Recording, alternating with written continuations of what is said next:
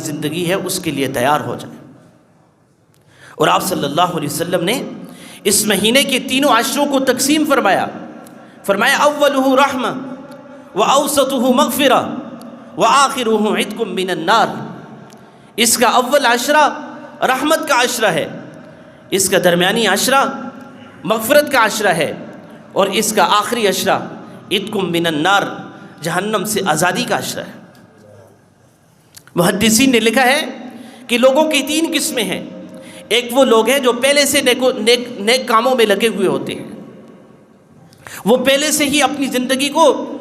اللہ کی رضا میں گزارتے ہیں، اللہ کی نافرمانیوں سے بچا کے گزارتے ہیں، تو ان کے لیے تو رمضان جیسے ہی شروع ہوتا ہے اس کی ساری ساعات رحمت ہی رحمت ہے۔ رمضان کا ایک ایک لمحہ ان کے لیے رحمت ہے، اللہ کی رحمت کی بارش ان کے اوپر برستی رہتی ہے، ان کی مغفرت ہوئی ہوتی ہے، ان کو جہنم سے آزادی ملی ہوئی ہوتی ہے، تو ان کے لیے تو اللہ تعالیٰ کی رحمت ہی رحمت ہے۔ اور فرمایا پھر دوسرے وہ لوگ ہوتے ہیں جو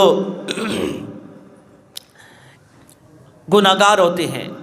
گناہوں کے اندر پھنسے ہوئے ہوتے ہیں، لیکن جہنم کے مستحق نہیں ہوئے ہوتے، ان کے گناہ تو ہوتے ہیں لیکن اتنے زیادہ نہیں ہوتے، لہٰذا اللہ رب العزت ایسا شخص جو اپنے گناہوں سے توبہ کر لے، جو تھوڑی سی فکر کر کے اپنے رب کو راضی کرنے کے لیے تیار ہو جائے، اپنے نفس کو آمادہ کر لے، اس کے لیے اللہ رب العزت نے دوسرے عشرے میں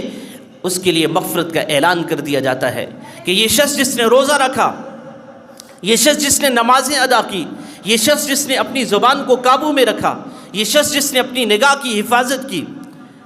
اس کے ساتھ اس نے روزے رکھے، من صام رمضان ایمانا واحتسابا غفر اللہ ما تقدم من ذنبہ۔ دوسرا عشرہ آتے ہی اللہ رب العزت اس کی مغفرت کا اعلان کر دیتے ہیں، تھوڑی سی توجہ کی وجہ سے۔ اور محدثین نے لکھا کہ تیسرا شخص وہ ہے کہ جو ہر وقت گناہوں میں ڈوبا رہتا ہے، جو ہر وقت اللہ کی نافرمانی میں لگا رہتا ہے، کوئی نصیحت اس کے اوپر کارگر نہیں ہوتی، کوئی واعظ اس کو کام نہیں دیتا، یہ شخص گناہوں میں لگے اپنے اوپر اللہ کی نافرمانیاں اس درجے میں اللہ کا نافرمان ہو جاتا ہے کہ یہ اپنی نافرمانیوں کی وجہ سے جہنم کا مستحق ہو جاتا ہے۔ لیکن رمضان آتا ہے، رمضان کا پہلا عشرہ گزرتا ہے، اللہ کی رحمت اس کی طرف متوجہ ہوتی ہے، یہ روزے رکھ لیتا ہے، کچھ نمازیں ادا کر دیتا ہے، کچھ توبہ اور استغفار کر کے اپنے گناہوں سے معافی مانگ لیتا ہے، اللہ کی رحمت اس کی طرف متوجہ ہوتی ہے، شروع میں اللہ اس کے اوپر اپنی رحمت برساتے ہیں، دوسرے